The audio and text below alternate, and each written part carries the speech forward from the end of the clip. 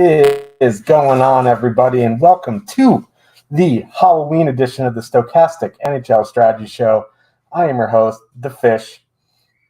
I made so many bad swaps yesterday that I decided that it would be a good idea to show my true colors, and that is a fish.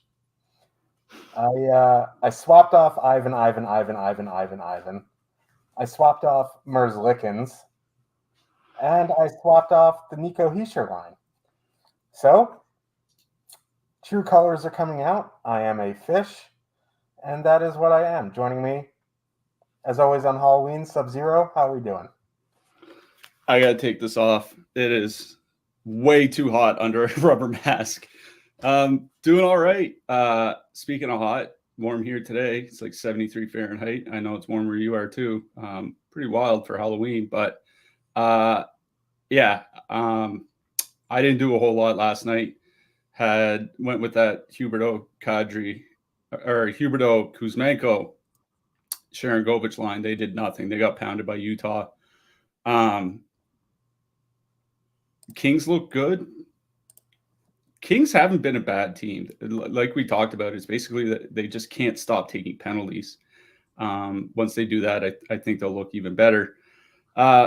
Interesting 7-game slate ahead of us here tonight. There are, let's say, some intriguing matchups. We have St. Louis on the road coming off a huge beatdown in Ottawa. We have Anaheim in Pittsburgh. We have Montreal coming off a huge beatdown going into Washington. We have Boston looking like a non-playoff team going into Carolina, and then a late-night hammer of the Chicago Blackhawks and San Jose Sharks. That's a festival. So pretty interesting 7-game slate ahead of us here. I feel like Lord Helmet right now. How can he breathe in this thing? Whew. Now I'll just be a depressed Jets fan. This slate is wild because the two highest totals on the slate are the Penguins and the Capitals. We have the Sharks, who are in the top 5 of the top 2 stack percentages, and the lowest total on the slate is the Boston Bruins. Well-deserved. But maybe not well-deserved, but I'm going to close that out because it is slowing down my internet. Josh, where's your costume? This man is the Fortnite fish. I am the Fortnite fish. It was a tough swap yesterday. Here's the thing, right? I kind of want to explain why I swapped from Ivan to Joel Kiviranta. I knew Ivan was going to be super chalk. He was on that second line top power play. We did not know Joel Kiviranta was going to be up with Mikko Rantanen and Nathan MacKinnon. We thought it was going to be Nikolai Kovalenko. It ended up being Kiviranta. Even though he wasn't on the top power play unit, he was also min price. This guy's playing at evens with McKinnon and Rantanen. He is going to see the better 5-on-5 matchup, and he's going to be way lower owned than Ivan. Ivan came in at 25% in the 3-3-3. Joel Kiviranta was 2.5%. That's a swap that you take the results out, that's a swap I make almost every time. It just didn't happen to go in my favor last night. Ivan scored a power play goal, had the shot bonus, 6 shots on goal. It just happens like Kiviranta had 2 shots on goal and 2 block shots after the first period. He easily could have gotten the block bonus. He could have gotten a combo meal. Like, the Avs injuries are just adding up really bad, but that's a swap that I'm going to make most of the time. The other swaps were just unfortunately idiotic, but I did want to explain the process of the Ivan swap off. But let's get into this slate. Before we do, if you didn't know, now you know. I'm not Dana White, but if you didn't know, a Stochastic subscriber won the Millie Maker in NFL over the weekend. To celebrate, there is a nice promo. So if you are not a NFL subscriber and you're looking to get back in the action, you can click the link in the chat and you can use promo code MIL. Promo code MIL will get you 30% off any subscription So if you're looking to get back in the NFL streets with this sweet, sweet Jets-Texans game tonight, click that link in the chat, promo code MIL. As always, for NHL, you can use promo code Stochastic15. It'll get you 15% off your first week or month. But let's get into this slate, shall we? First game of the night, we have the Seattle Kraken heading into Toronto to take on the Maple Leafs. Vinny Dunn still out. Brandon Montour heading back to Seattle to welcome the birth of their second child, I believe. That's just bad planning on his part. Guys know when the offseason is. Don't be a fool. Just kidding. But, maybe he got excited after a game winner. Who knows? But Halloween, no Dunn, no Montour. So you're going to see Riker Evans and Adam Larson just play all the minutes. Toronto going back with Matthews, Marner, Nyes, Nylander, Tavares, Pacioretty. Status quo for Seattle. As far as I'm concerned, we have hopefully not another Chandler Stevenson night in store. That guy, man. We don't have time for the rants, but yeah. I do really like Toronto 1 here. Seattle struggles on the penalty kill. Toronto 1's fully correlated on the power play. They're barely over 20,000 at 20,100. They have a 23.3% top 2 stack and a 17.2% projected ownership. Positive leverage. Nyes being on the top power play is an added bonus. If you want to chase points with Tavares, Nylander, Pacioretty, that's fine. They don't have a ton of negative leverage. It honestly feels like chasing points there, and this is a really good power play matchup. So I want to concentrate on the top power play guys. You want to add in Pacioretty or one off Pacioretty, I think that's fine, but this is a Toronto 1 game for me. On the Seattle side, it's a good power play matchup for Seattle, but it was the Montour unit that was doing much better, and now he's out. So Riker Evans is going to be running that unit with McCann, Eberle, Beniers, and Eli Tolvanen. I would assume Jamie Alexiak's going to run the other unit. I honestly don't know. Could be Borgen, could be Larson, could be Haas, could be my dog. I don't really know. So if anything, it would be McCann, Eberle, Beniers, because without Montour, maybe it's less than a 50-50 split. Maybe they play that top unit 65-35, something like that. But I'm not super into Seattle here tonight. In MME, I would get to that top line just because the Leafs penalty kill has been struggling. But this is Toronto 1 game for me.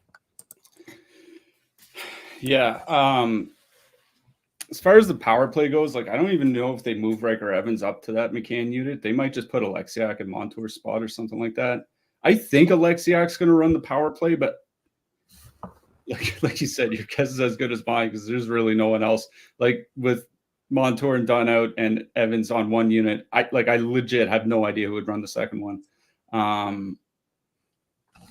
Seattle side, the Seattle side's kind of interesting for two reasons. One, Toronto takes a ton of penalties. They're at 4.1 times shorthanded per game already this season. That's fourth most in the league. Only Boston, San Jose, and Los Angeles are ahead of them. Two, the penalty kill is about average, at least by shots against in different measures like that. So an average penalty kill taking a ton of penalties, that's not a good sign. I also do wonder if just for this one game only, that unit with Riker Evans does get a lot more ice time. It would seem like kind of a waste just to keep the same coaching philosophy, making sure that, Jamie Alexiak gets half the power play share or whatever. So that's why, I do have a little bit of interest in Seattle. And, this isn't a typical Seattle situation where they're coming in at home with a ton of ownership. Under 1% for the McCann line, about 1%, a little over 1% for the Stevenson line, and under 1% for Bjorkstrand, Wright, and Schwartz.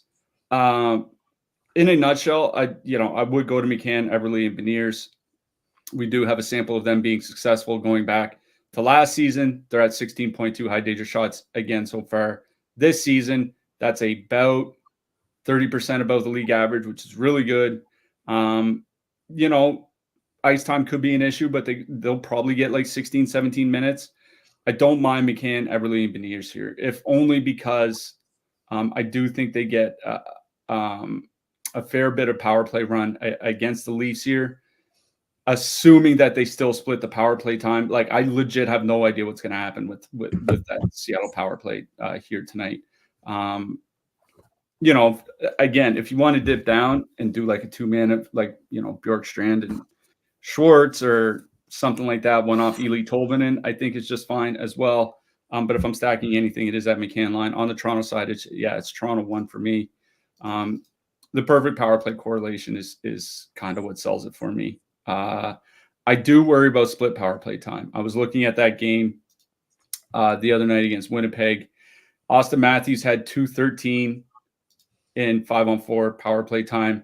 Max Domi was at 145. It was pretty much like it was close to a 50-50 split. That sucks because Seattle doesn't take a ton of penalties. They're a little bit below league average in that sense, but the Seattle penalty kill, not very good. They're relying on great goaltending. The Leafs could shred great goaltenders. That Toronto line is coming in with a ton of ownership. 17.2% on the top stacks, one of the chalkiest lines on the slate. I think it's perfectly fine because that Matthews line is still like their high danger shots per 60 is nearly double the league average. Like, it is absolutely just unbelievable what this line has done so far. And they haven't really gotten hot yet, which is kind of the scary part. Like, this line, if they get hot for 2 or 3 weeks, like, you know, we're talking like 2 goals a game. That's absolutely nuts.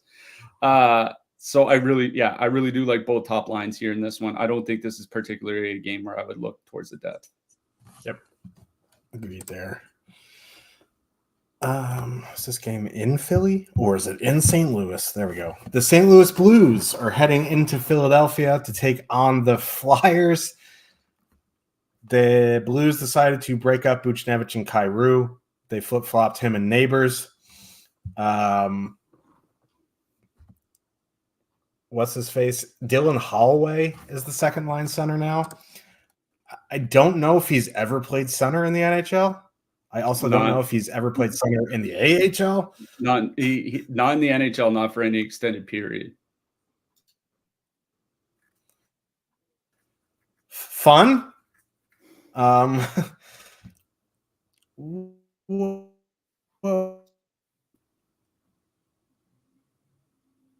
don't know why my internet is really, really bad right now. Give me a second. Can you hear me okay? Yep. Okay.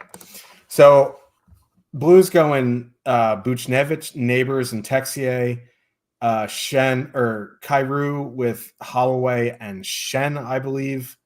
That's just a mess, man. Like, the only interest I would have had was Kyrou Buchnevich, but now that they're broken apart, I'm out on the Blues. The interesting thing is what to do on the Flyers side. I think there's 2 very playable lines, Konechny, Michkov, Couturier, or Tippett, Frost, Forrester. Like, the Blues don't take a ton of penalties. Their penalty kill sucks, but they just don't take a ton. So for that reason, I probably lean Konechny, Michkov, Couturier. I know they let us down bigly the other night, but they're 16,300 coming in with positive leverage. This Blues team is a mess. You want to save 1,700 and go to Frost, Tippett, Forrester. I think that's fine.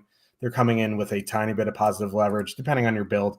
I prefer Konechny, Michkov, Couturier, but that's just me. I think Frost, Tippett, very playable. I guess on the Blues side, you can one-off Kyrou, you can one-off Buchnevich, but it's not really something that I'm super interested in here tonight. Yeah, tough part here is like the Flyers penalty kill so far this year hasn't been exactly what it was last year. It's still been like good, but not like up near Carolina's super elite penalty kill. The Flyers are taking a ton of penalties. They're at 3.9 times shorthanded per game. League average is about 3.1. You know, that 3.9 is fifth in the league, just behind Toronto. That is a lot of penalties to take. Not that the Blues power play has been particularly good, and they are still missing Rob Thomas, and you know he is easily the best playmaker on this team. You do get Buchnevich and Neighbors on the top line, on the top power play unit, but honestly, I think it would be that sad Holloway Kyrou line that I do like better here. Brandon Saad, he's just like a consistent player. Like you can count on him for 20 goals basically every season. Jordan Kyrou, especially with Thomas out, is the team's best offensive player. Whether Dylan Holloway works out long-term at center or not, like I have no idea, but like there's not a lot that scares me on the Flyers side. Like this Flyers team hasn't been that good defensively at 5-on-5 to start this season. They're about middle of the league, like, you know, middle of the road, 5-on-5, taking a ton of penalties, penalty kill, not as great as last year. It's hard to stack because the top power play unit is across 3 different lines, which is always nice. But just for a 5-on-5 line, like, you know, like a 2-man of like Holloway and Kyrou or Sad and Kyrou, like I kind of like that. I think they're going to be the better line than the Buchnevich Neighbors Texier line. That I don't think that line's going to last very long. So Sad, Holloway, Kyrou, I would probably take some 2-man off of that. St. Louis does have a 2.8. It is the same total as the Seattle Kraken. Like it's not nothing. So I don't mind the Blues here, particularly that second line. But it is the Flyers I do like best in this game, and it's the Flyers top line. This Blues team's not good defensively. None of these lines are going to be good defensively. Michkov and Konechny, 15.3 high danger shots per 60 so far this season. Again, that's another line that's about 30% above the league average. The power play has been good, which is something that's been very new for the Philadelphia Flyers. Not that St. Louis takes a ton of penalties because they don't, but the St. Louis penalty kill is struggling a little bit. So I really kind of like that Flyers top line here tonight. If you want to have Couturier in there, I think that's fine, but it's especially the wingers, 9% top 2 stack, 9% ownership. I think that's perfectly fine on a slate like this. Whether the Flyers are the better team, I don't know, but I think that top line for the Flyers is the best line in this game by a wide margin. And they've been getting minutes. Like, you know, Michkov is, you know, I hate to say this, you know, knock on wood, but you know, Michkov is probably going to play 18 minutes. Konechny upwards of 20 or more. So it is Philly 1. If you want to go down to Philly 2, because Frost and Tippett are both on the power play, I think that's fine as well. I don't know if I would go down any further than that on this team. So I think it's Philly 1, St. Louis 2 for me out of this. Yeah. And these same Blues just got the brains beat in against the Senators. Like that was just a drubbing. And they're still on the road. So yeah. Let's talk about this fun game. I really don't want to, but we're going to. The Anaheim Ducks, they 2.6 total heading into Pittsburgh. The Penguins have a 3.6. Highest total on the board on the slate is the Penguins. They're a one-line team. Crosby, Malkin, Raquel, 18-7, 21.8% top 2 stack, 20% projected ownership.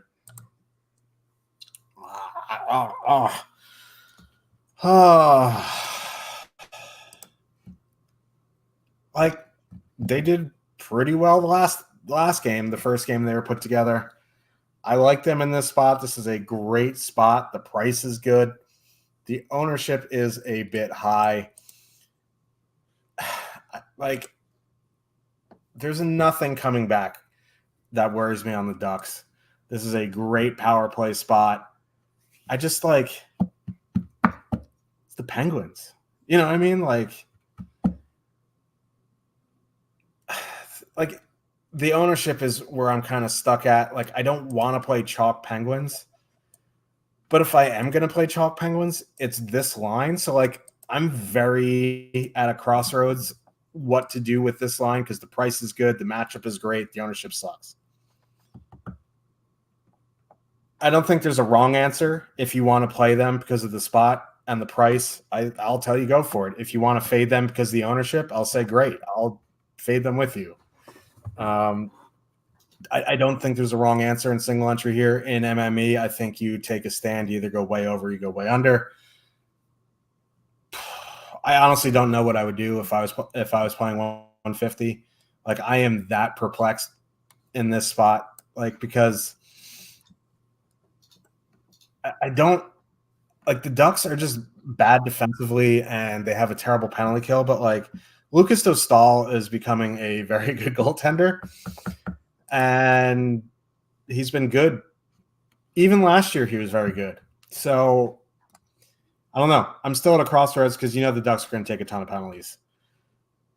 And I know that's not the answer you want to hear about this Pittsburgh one line. You tune in to hear what I'm going to do with them, and maybe you have the same opinion, maybe you have a differing opinion. I'm absolutely straddling the fence here because I honestly don't have a fucking clue what I want to do with Pittsburgh one here. Well, I will say Anaheim's not taking many penalties this year.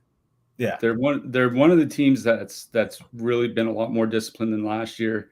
Time shorthanded per game, 5th fewest in the league. Only Winnipeg, Vegas, Minnesota, and the Islanders are taking fewer penalties. So that's something. Yeah. Honestly, I'm leaning towards fading. I have not made that concrete decision, but that would be the only line I'm interested in. I'm not interested in any of the depth lines. The Ducks side is where it gets a little spicy because Pittsburgh sucks defensively. They're one of the worst teams in terms of giving up high danger chances against. It's just a question of what line. Trevor Zegras had his best game of the season at center against the Islanders. He looked much better than he did on the wing. I don't know if I want to play Zegras, Gauthier, Killorn here.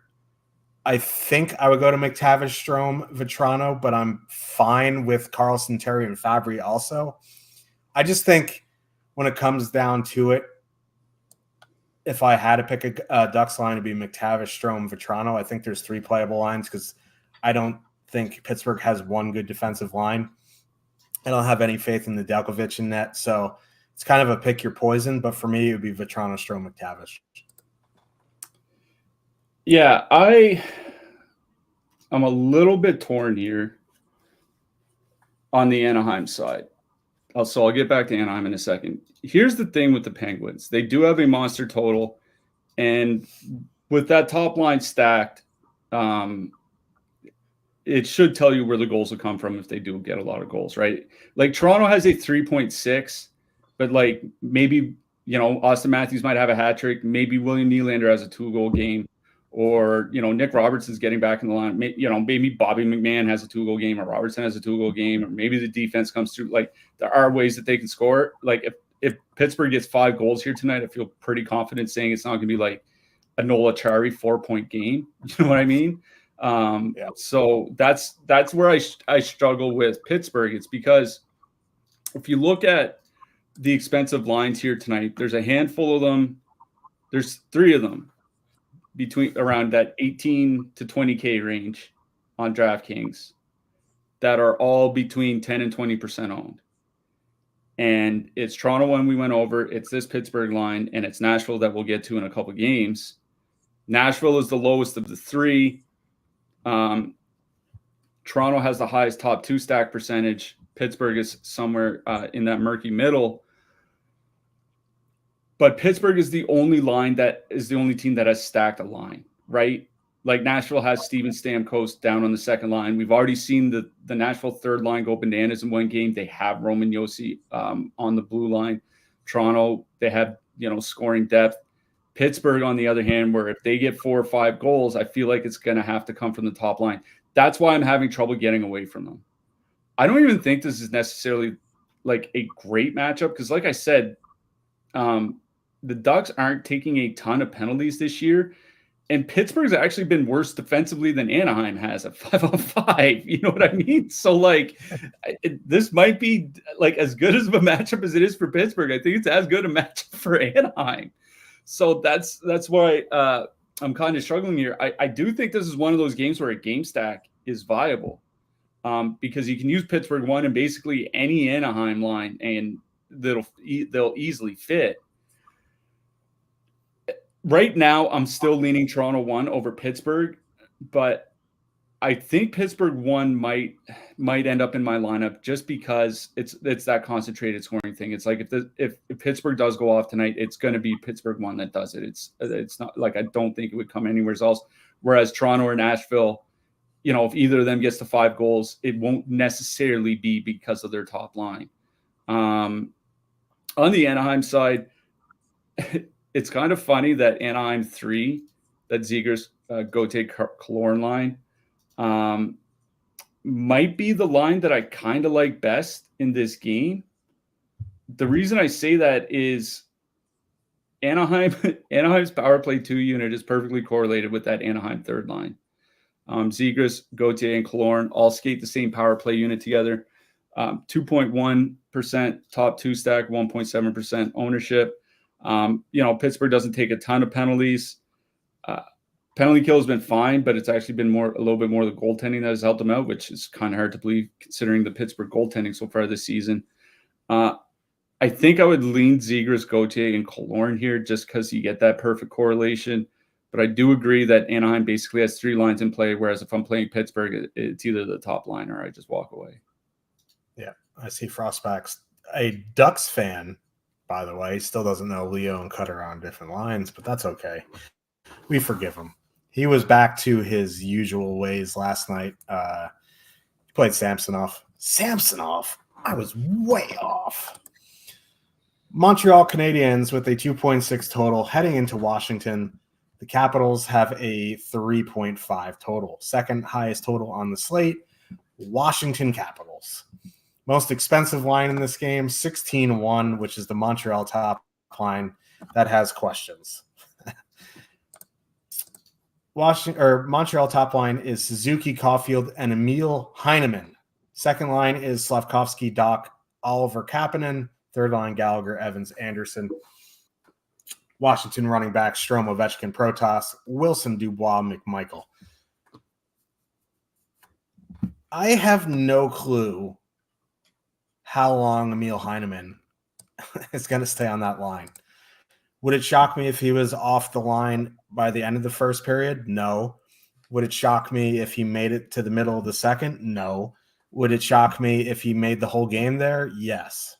I feel like at some point in this game, he's going to move off that line. The only way that doesn't happen is if Montreal gets like a 2 or 3-0 lead fairly early. Yeah. That's like if they're down like 3-1 in the middle of the second period, you're going to see a stacked top line again. Yeah. Not that I have a ton of interest in Montreal anyway, but like I worry about Emil Heineman staying there anyway. So like you could just go Suzuki, Caulfield, Slavkovsky, or Suzuki, Caulfield, Kirby, Doc for the power play correlation and call it a day. Again, that's MME only for me. I don't have a ton of interest in the Habs here tonight. My interest is on the Washington side. Strome, Ovechkin, Protas, 15,500, 10.9% top 2 stack, 14.2% projected ownership, negative leverage. Pretty chalky for Strome, Ovechkin, Protas. I know Ovechkin scored 2 goals on Igor the other night. I think that's the first time he scored goals on an actual goaltender in 7 years. But like, I don't know, man. At that ownership, I'd rather just go play Pittsburgh 1. So for that reason, I do really like Washington 2 here. Dubois, Wilson, McMichael. You still get Dubois and Wilson on the top power play unit. If you're scared about fading Ovechkin in this spot, you can leave off McMichael, put in Ovechkin, make it a power play stack. Ovechkin plays the full 2 minutes anyway, so you can even get weird and go like Ovechkin, Wilson, McMichael. But if I'm full stacking a line, it would be Washington 2. They're 13-9 with a 4.8% top 2 stack, 6.1% projected ownership, a little bit of negative leverage, but nothing crazy. They're $1,600 cheaper than Washington 1. They're priced as a filler. You probably could fit them with Pittsburgh 1 if you really wanted to. I think a Washington power play stack is fine. If I'm full stacking line, it would be that second line. Yeah, I think on the Montreal side, it's honestly the Slavkovsky, Doc Newhook line that only really gives me any interest. One of the reasons why we used to like Montreal 1 was because you get 21 minutes from Nick Suzuki, you get 18 and 19 minutes from Cole Caulfield, and probably 18 and 19 minutes from Slavkovsky or Doc. The last 5 games, Suzuki's under 19 minutes a game. Caulfield's at 16 minutes a game. There's not been a ton of ice time for those top guys lately. Plus, you have Emil Heineman there who, he just hasn't really looked good this year. I honestly don't know why he's on the top line. Anyways, I don't think he's going to last. And so, like, I'm not going to pay a somewhat premium price. Like, Suzuki 6,100 is not that cheap. Caulfield is 7,500, is the third most expensive winger on the board. And he might only play 16 minutes here tonight. I think that's an easy pass. I watched the game. They did get their brains beat in by Seattle. The Slafkovsky Doc line honestly didn't look that bad in their time together, at least. So I do think Montreal too would be where my interest would go. Like, they're not that expensive. Slafkovsky is at 5,200. You know, Doc is down at 4,400. Alex Newhook is 3K. So, like, it's not that bad. If you just want a two-man, Doc and Slafkovsky, I think that's fine. Thing is like, Washington's actually been like a good defensive team to start this season. 7th fewest high danger shots against at 5-on-5 of any team in the league. On the penalty kill, they're 4th fewest shots against. Their high danger shots against is about the middle, is only a little bit lower than that, about 8. So, like, they've been good at 5-on-5. They've been good on the penalty kill. Montreal's getting Caden Gooley back tonight, which should help them a bit defensively, but I don't think it really helps them that much offensively. Same thing with Justin Barron. I don't even think him coming back helps them at all. So, whatever. So maybe Montreal too, but that's about it for me. On the Washington side, I'm going to be honest. Like, I have no problem playing Washington 2 here. I really don't. I think it's Washington 1 that I would go to. I know they're coming in with a ton of ownership. Maybe it's just out of sheer frustration. I'm getting sick and tired of playing Washington 2 and then watching Alex Ovechkin just fire the puck into the empty net all the time. It's just pissing me off, man. Strome, Ovechkin, and Protas have actually been pretty good together this season. 17.5 high danger shots per 60 minutes at 5-on-5. And that's going up against arguably the worst defensive team in the NHL. If it's not Pittsburgh, it's Montreal.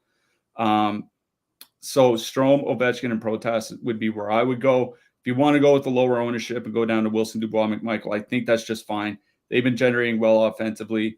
McMichael's at 1.5 expected goals per 60 minutes, which is frankly preposterous for a guy that really doesn't get a ton of power play time. So they've been playing really well.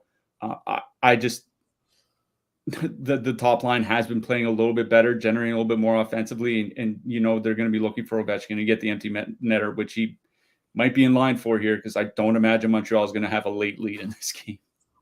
I mean, I don't think that the Habs should really pull the goalie when they're down 6-0, but to each their own.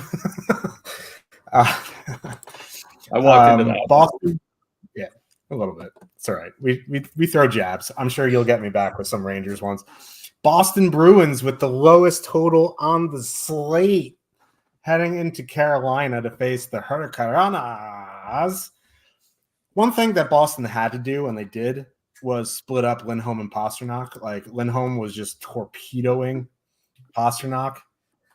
Now Pasternak's center is Pavel Zacha, and at least last year in their sample, they created a bunch together. I'm not sure what John Beecher is going to be doing up there. I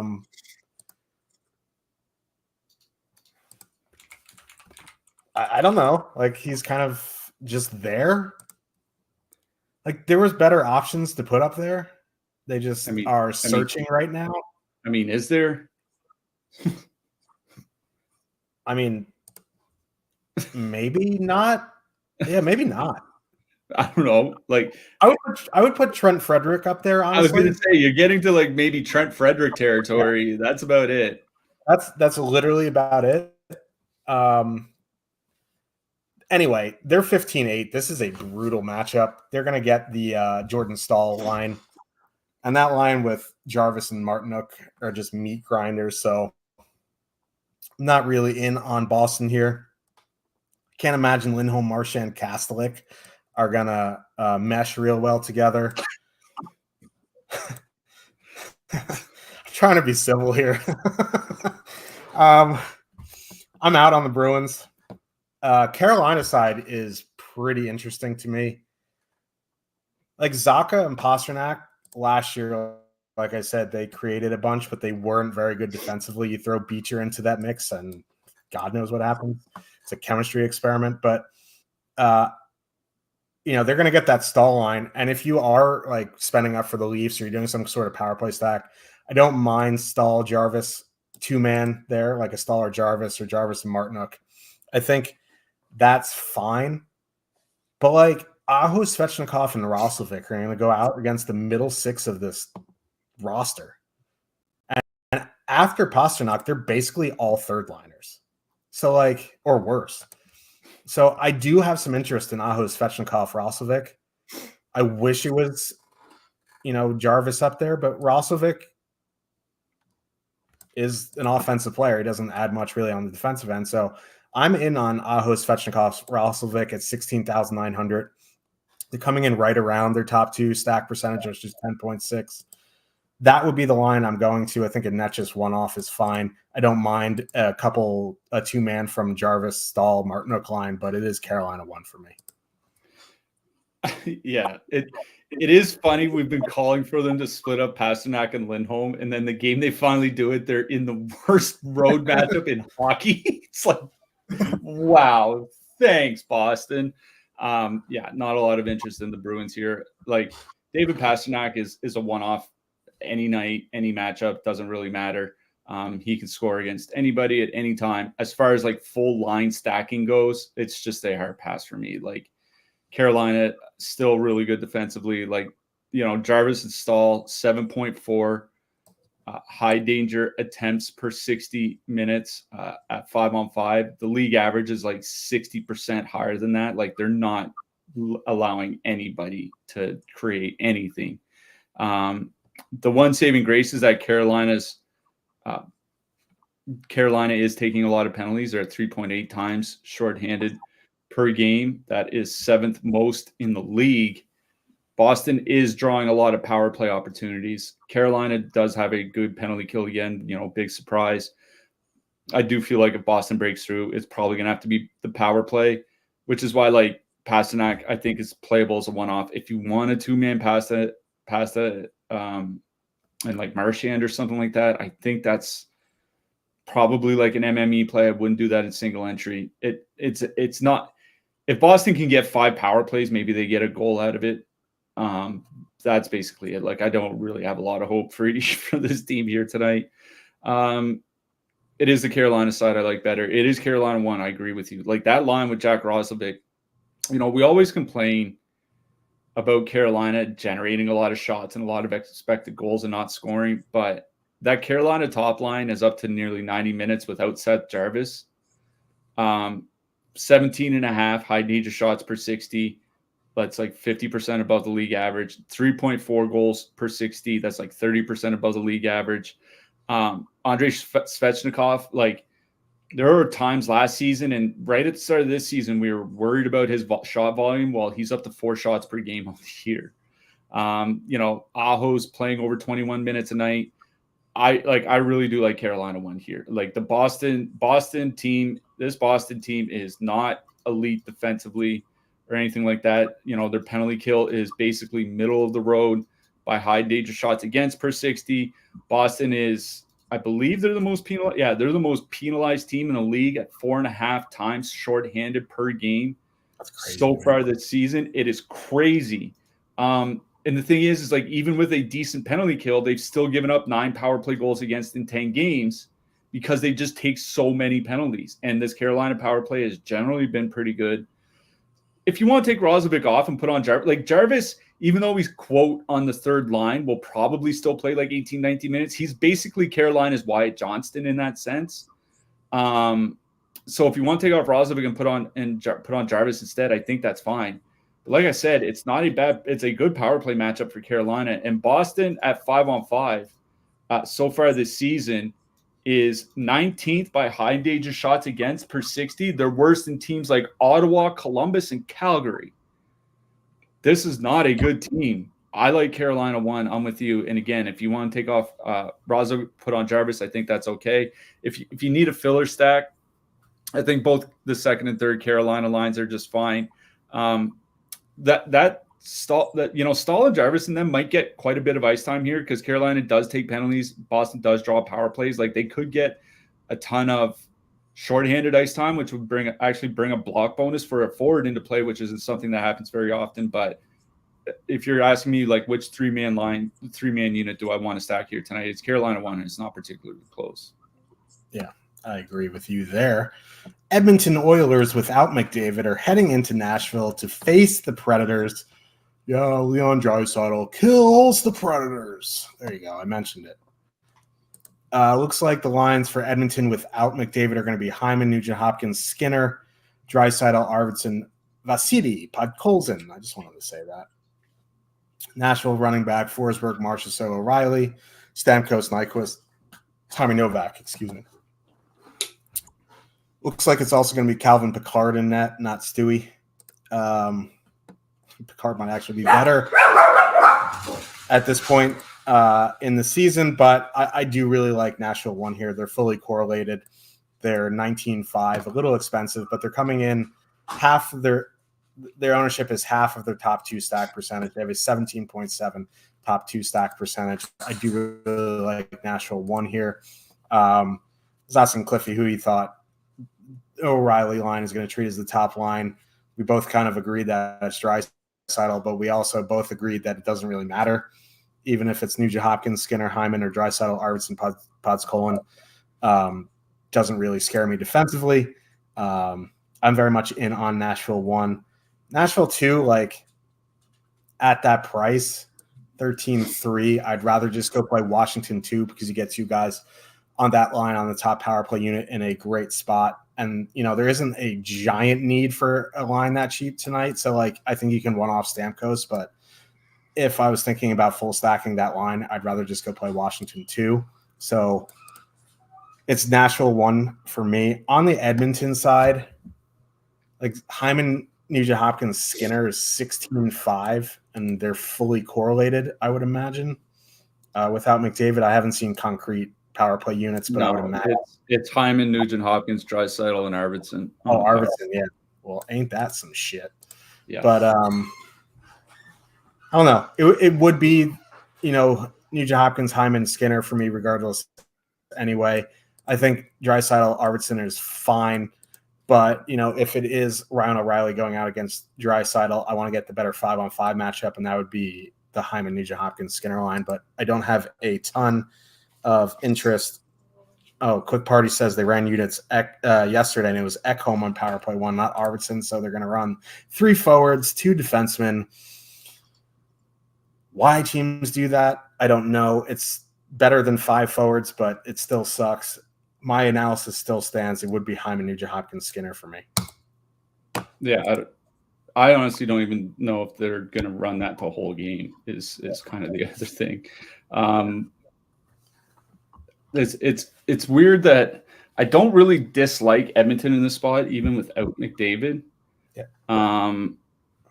Nashville about league average by times shorthanded per game so far this season. Their penalty kill, has been good. Certainly good in the sense that their penalty kill save percentage, at least at 4-on-5, is .951, which is something that's going to regress heavily. The thing is if you look at Draisaitl's numbers over the last several years, whenever he has anybody but Connor McDavid on his line, it's 2.9 goals per 60 at 5-on-5. That's in over 1,800 minutes. That's basically a season and a half. There's just not a lot of scoring going on. I can't imagine Vasily Podkolzin's going to last the whole game on that line. If anything, be Hyman, Nugent Hopkins, and Skinner for me. Hyman and Nugent Hopkins actually do have a sample without McDavid and Draisaitl, because there have been times where those two kind of played on the second line together with McDavid and Draisaitl on the top line. 240 minutes over the last couple seasons for Nugent Hopkins and Hyman without McDavid and Draisaitl. 17.5 high danger shots per 60, 3.4 goals per 60. I imagine they're going to get some fairly heavy minutes. I would probably go to Edmonton 1 here. I think they make a decent pivot away from a really chalky Washington line here tonight. That's about in the same price range. But the thing is Carolina won is 16,900. They're only $400 more. Yes, they're coming in with more ownership, but higher top two stack percentage and in a single entry. Like I would rather just go play Carolina instead. So for me, it's Edmonton 1 or nothing. Probably nothing. Nashville side, Nashville top line for me. I don't mind Novak and Stamkos. Haven't really seen a ton from them at 5-on-5 just yet. I think that's why you're seeing Gus Nyquist there, but Marchessault on the top lines because the second line with Stamkos and Marchessault really wasn't working out all that well. But the Nashville top line is perfectly correlated on the power play. Edmonton's penalty kill save percentage this season is .686, which seems almost unbelievable for 3 weeks of hockey. But if the goalies don't start getting a lot better on the penalty kill very soon, this seems like a good spot for the Nashville power play, where Nashville's top power play unit has been generating amongst the most shots per minute of any power play in the league. So it's Nashville 1 for me. But again, in that price range, I would probably go play Toronto instead. Ownership's a little bit higher, but not that big of a deal. Toronto also has a much higher top two stack percentage. I think it'd be both top lines for me in this game, but I'm going to be honest, compared to other lines in similar price ranges, there's just not a lot that I do like in this game at all. I kind of agree. I think if anything, I would play Nashville 1 out of both sides, but let's get to the main event of the evening, folks. It is time for Chicago Blackhawks heading into San Jose to face the Sharks. Like, I want to die. The fourth highest line in our top two stack percentage at 14.5% is San Jose 1. Granlund, Toffoli, Eklund. 14.5% top two stack, 13.6% projected ownership. They'll be going out against Bedard, Teravainen, and Kurashev. If it was Bedard, Foligno, and Teravainen, I probably can make a case for you to fade the Sharks. But going back to last year, Bedard and Kurashev together have been atrocious defensively, and Granlund, Toffoli, Eklund have been. I mean, they're playing some serious pine hockey. They're very high event on both ends. They're trading chances. Chalk Sharks make me very uncomfortable. I think they're fine in this spot. They're coming in with less ownership than Washington, less ownership than Pittsburgh. It's like, do we really want to rely on Granlund, Toffoli, Eklund? I'm in on them still, despite this ownership. I can't believe I'm like, oh, let's fade Crosby against nobody. Let's fade Ovechkin against the Habs. Well, let's play Mikael Granlund, baby. But they've been really good offensively. They're fully correlated. They have a little bit of positive leverage. Bedard, Kurashev have been atrocious defensively. That's about it on the Sharks side. I don't have any need to go below that. On the Chicago side, it would be that top line. Again, it's insane for this coming out of my mouth that I wish Nick Foligno was up there. But again, they're fine going up against the Sharks. I would roster me and you in between Bedard against the Sharks. You know what I mean? That top line, as good as they are offensively, they're bad defensively. They have a 9.4% top two stack, 9.6% projected ownership. So, I don't know if I'd full stack. Maybe I'd go Bedard, Teravainen, Seth Jones or something like that. I'd figure out a way to power play stack. But, man, this feels so bad being the only late game. And, I think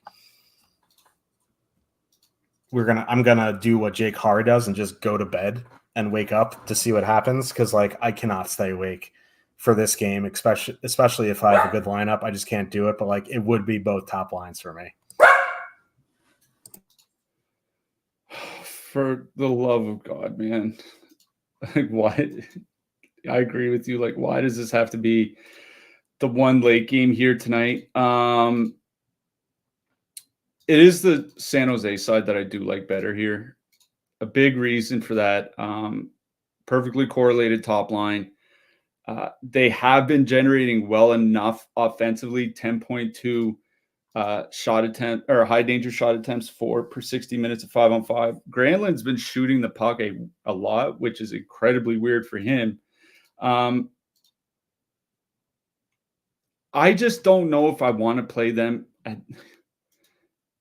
at that chalky ownership, but it's not a bad matchup for them because, as you said, without Foligno there, without Foligno on the top line this year, the top line for Chicago is at 15.9 high danger shots against per 60 minutes at 5-on-5. It's like 40% worse than the league average. Like, San Jose's top line should be able to get the run of play here.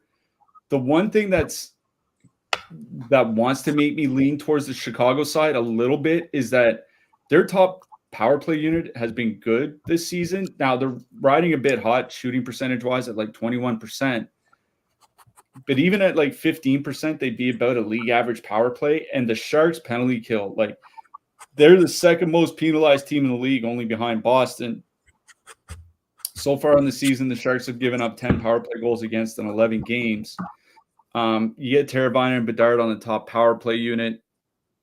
You know, I don't think it's a bad matchup for Chicago one going up against San Jose. But I'm going to be honest, I would just go with the perfect correlation with the line that's probably going to play like 20 minutes plus. I would go with San Jose one here.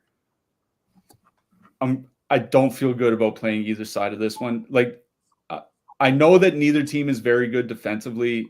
San Jose takes a bunch of penalties, et cetera, et cetera. For some reason, this game's just screaming like 3-1 to me. Like it just screams like a sludge fest. Like, I think there are just other spots in the price range for both lines that I would rather go play. Like earlier, we talked about Carolina 1. I'd rather play Carolina 1 than Chicago here tonight. You know, I would probably rather play Philly 1 over Chicago here tonight. That's just kind of the issue. I have no problem playing either top line. If you want to dip down to Chicago 2, I think that would be the one depth line in this game that I would be fine with playing. But for me, it's either top line. I would lean the San Jose side, but I don't really have a ton of interest in playing either. Fair enough. Bacon has decided to join us for the rest of the show, it seems. Excuse me, sir. Before we get on to defensemen and goalies, just want to let you know again, if you didn't know, a Stochastic subscriber did win the Millie Maker over the weekend in NFL. And if you are looking to get back into premium for NFL, you can use promo code MILL, MILL, and that will get you 30% off any NFL subscription. Just click the link in the chat. Promo code MILL, 30% off anything. And why wouldn't you use it tonight for the best game of the season? Jets, Texans, Thursday night football. But yeah, and as always, promo code Stochastic15 will get you 15% off your first week or month of an NHL subscription. Let's talk about defensemen. Top of the board, we have Roman Josi, John Carlson, Evan Bouchard, Mike Matheson, Seth Jones, Erik Karlsson. I think both Carlsons are in play. I think Bouchard is fine. Obviously, I like Josi. Seth Jones is in a very good spot. I think tonight's a pretty good night to spend up for defensemen. What are you thinking? Yeah, I would rather play Josi tonight than I would rather play than the Nashville top line. I think Josi makes a lot of sense here. You know, if you Seth Jones, of course, going up against San Jose, pretty good spot against a really bad San Jose team. John Carlson, I think, makes a lot of sense. I do think with Brandon Montour not playing tonight now, I do think there's a reasonable chance John Carlson is the highest owned defenseman, at least highest owned defenseman above 4K on DraftKings here tonight. Mid price range, Brady Shea still makes sense to me for Nashville. Morgan Riley, you know, he's getting that power play time again for Toronto, so I think he's fine. Colton Parayko in Philly. I always like Parayko for blocking shots. And Justin Falks, I don't think Justin Falks' power play time means a lot against the Philly team that's generally been pretty good on the penalty kill. For cheap guys, you know, Dmitry Orlov hasn't really done a ton yet, but $2,600, I don't mind him for super cheap. Connor Murphy has been getting about 19 minutes a game of late. I think that's fine. For Chicago, Olin Zellweger still running the top power play. For Anaheim, 3,100. He's my favorite defenseman under 3,500 here tonight. I know Caden Gooley is back for Montreal, but David Savard, 3,700. I don't like playing Savard when he's like 4,400 or 4,600 or something like that. 3,700, he might have to block a ton of shots. I do worry about ice time, though, especially with Gooley and Justin Barron back. So not as high on him as I was like 7 hours ago, let's say. Washington defenseman is Jacob Chikrin's out. I think Trevor Van Riemsdyk makes a lot of sense here tonight. He's been shooting the puck a fair bit. He does block some shots as well. Not that Montreal will land a bunch, but good peripherals. Might have to get a lot of minutes here tonight. You're muted. Forgot I muted myself because Bacon is, announcing to the world that he wants you to eat your sandwich. Goalies at the top of the board: Woll, Nedeljkovic, whoever starts for Chicago, Charlie Lindgren, and Sam Ersson. Don't really particularly love any of those options. I guess if I'm spending up, it would be for Charlie Lindgren. Ersson's fine at 7,900. Doesn't excite me too much. Honestly, like Jeremy Swayman at 7,400. I've been bashing the Bruins all season, but Swayman 7,400 against a high volume team like the Hurricanes, I'm in on. Lucas Dostal, if he starts, I think I prefer him over Joey Decord at that spend down. But honestly, my two favorite might be Saros and Swayman. Yeah, I have Saros as well. Also, don't mind doing Binnington. Philly can have trouble generating goals every once in a while. So I don't mind Binnington going into Philly. Yeah, Dostal, I think, makes a strong play. I wonder if people are just going to chase him after basically what he's done, pretty much all season, especially what he did against the Islanders. But yeah, if you want to spend all the way down, I think Dostal is the cheap guy that I would consider tonight. I don't think I'm doing like Kane Green or Mackenzie Blackwood or anything like that. The thing about goalies is ownership doesn't matter. Whoever scores the most points does. Bacon is in agreement. Who are you liking for your hat trick pick? Halloween. Let's go with one of the scariest players in the league, Tom Wilson. Fuck, man, if he just gets a hat trick, I'm pissed unless I play. Bacon, do us all a favor. Shh. I'm going. Andrei Svechnikov. Could be a good night for Carolina. You know what that means. If we like Carolina, this is a 6-1 Boston game. Yeah. We're going to play Swayman and full stack against them. But I'm not doing that. Bacon is going ham, so we're going to sign off quick. We'll be back at regular time tomorrow, 2 p.m. Eastern. Happy Halloween, everybody. Be safe, win some money, and we'll see you tomorrow. Good luck tonight, everybody.